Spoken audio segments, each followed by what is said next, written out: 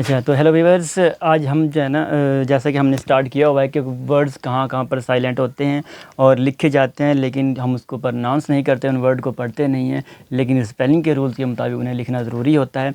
तो पहले मैं जो है ना काफ़ी वीडियोस के बारे में मैं लिख चुका हूँ कि काफ़ी वर्ड्स के बारे में, जैसे कि एन है, एल है, डब्ल्यू है, जी है, इसके बारे में पहले मैं इंट्रोडक्शन दे चुका हूँ। अगर आपने उनके बारे में देखना है तो आप वो हमारी वीडियोज़ देख लीजिएगा, मेरे मौजूद हैं इस चैनल के ऊपर।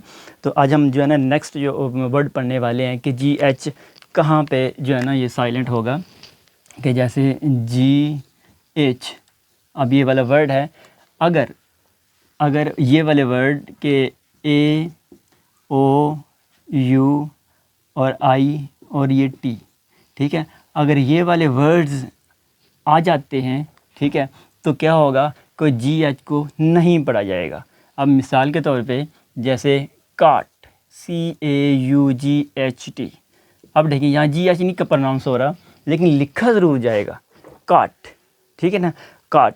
अब इस तरह के बॉट, BOUGHT,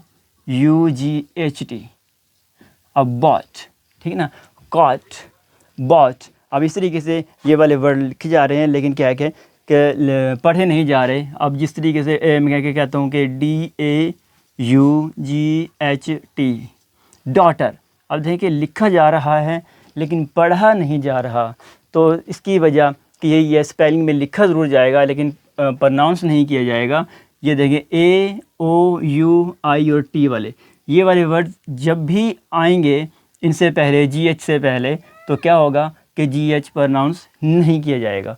तो इसी तरीके से अब अपनी हम नेक्स्ट वीडियो के लिए वेट कीजिए और लाइक कीजिए, सब्सक्राइब कीजिए हमारे चैनल को। Thank you.